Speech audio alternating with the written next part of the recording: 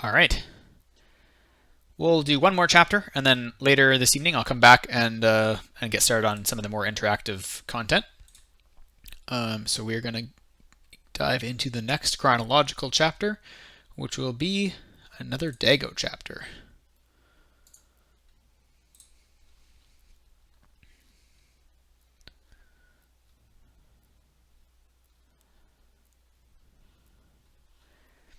All right.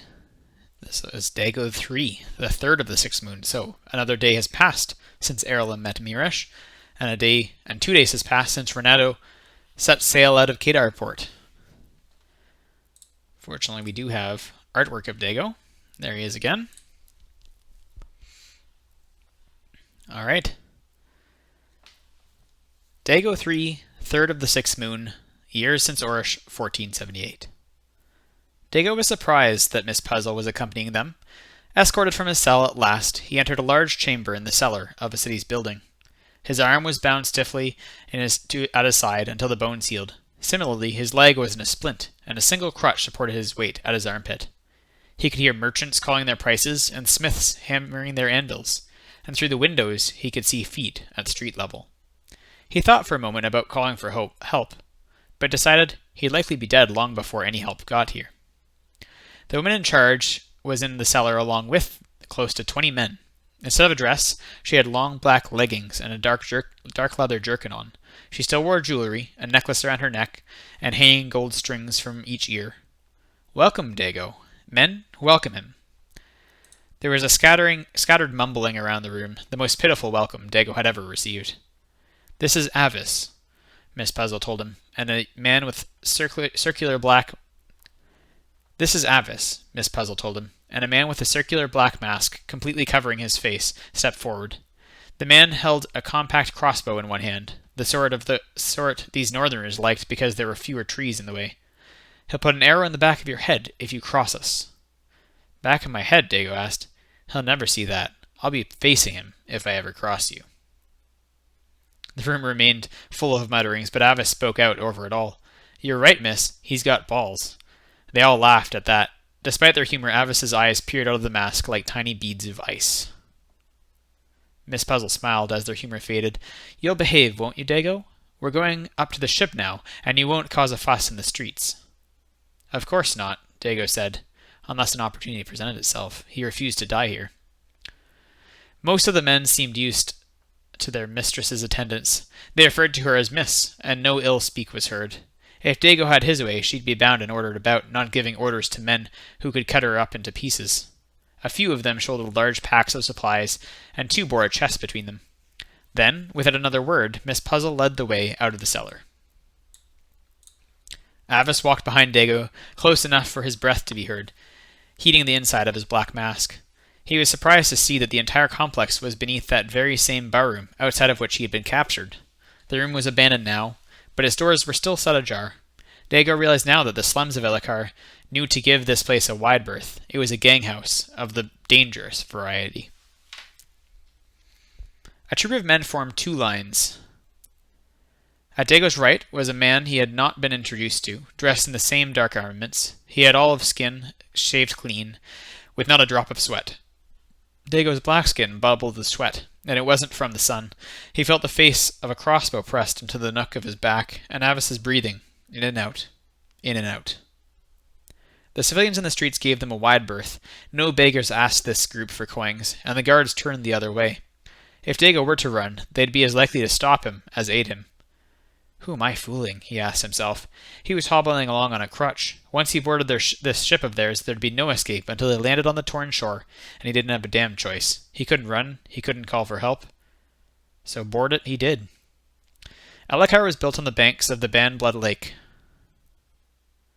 linked to Aka Bay by a short river. The lake was full of crystal-clear water, and the walls of the city reflected off the water to give it a white hue. Upon those white tides drifted the Steadfast Star, a 2-mast schooner with dark red and orange sails, and 2 cabins, one fore and one aft. As the group approached, a long plank was dropped down, followed by another further down the ship. Out onto the dock marched the troop, with Miss Puzzle in the lead. She didn't need to ask the sailors or laborers in the harbor to move. They were long gone by the time her black boots trod the wooden planks of the wharf. Avis muttered, "There she is, the same beauty." Dago wasn't certain if he referred to the ship or not. It was a little tricky for the sellsword to maneuver his way onto the ship. With his crutch and healing leg, he had to walk almost sideways, shifting step by step up the plank, until he stood on the deck of the Steadfast Star. And there, upon the deck, speaking with a man whom Dago had to assume was the captain, was Lord Shay. The Lord of Elachar was one of 6 such men. With spread legs, folded boots, and a thin, stout robe, he looked down his nose at the ship's captain. He had a full head of hair, despite the onset balding in the front of his scalp. He glanced up to give Dago the same bored glance he gave all the arriving soldiers, and then his eyes widened. "Ah, mercenary. Malzo was the name, yes?" Shay asked. He seemed uncomfortable, as though he did not very much want to be seen here, to be revealed as the cause of Dago's arrival in the city, and subsequent capture. "Still is my name," Dago said. Shay chuckled. "Like your name matters any more." "Keep moving," Avis barked, and shoved Dago forward with the crossbow. With the crutch, the sellsword stumbled, barely keeping his feet. He cursed beneath his breath and kept moving. "Shay!" He glanced back over his shoulders to see the lord hand the captain a hefty pouch of coin or jewels, shake his head, and stride toward the plank. "Move," Avis growled. On the way to the prow cabin, they passed Miss Puzzle, who was speaking with the first mate. Dago spared her no words. They wouldn't hurt him now, not badly. They needed him to heal enough to get them into that living hell that was Yerrick. "The whole thing was a setup? You've been working with Shay from the start?" Miss Puzzle chuckled. She stepped toward him, the sway of the boat giving her no difficulty. "Of course not," she said, raising a hand to stall Avis's annoyance. "I paid Shay to give you the job you completed a week ago. The plan was to find you on the streets, of course." "And I strolled right into your house?" Dago asked. "Someone ought to put up a sign or something. You people are as bad as Yerrick, aren't you? When you're done with me, are you going to chop me up and sell me like they do?" "Oh, we might," Miss Puzzle sneered, "if you keep it up. I hope we all die behind the weeping doors, you little Avis finally hit him in the head, and he was dragged, crutch trailing across the wooden deck, to the cabin door. The sun disappeared, and Dago stopped trying to struggle against his captors. He was surprised they didn't just kill him. A guide who wanted everyone to perish was no fit guide at all. Later, Dago heard the shouts of the Star's crew and felt the ship drift away from the edge. He wasn't jobless Dago anymore, but he certainly wasn't hired. He was going to die soon. Whether it was during their voyage, or upon their arrival, or in those blood sewers outside Yerrick, or in the city of hell itself, the circumstances were of little consequence. He felt the turn of the waves beneath the ship, and waited for the end. So there is Dago Chapter 3. Alright. Well, I think that concludes my segment for now. I will be back... we've just done an hour, it looks like. But I will be back for more Gethra after supper. And we'll do some more this evening. Probably setting up a wiki to organize all this world building in a way that you guys can access. So that'll be a good step for that. I probably will go through the chapters we've already read and use that content to populate the wiki at first, as well as the king that we came up with yesterday. I think that should also go on there.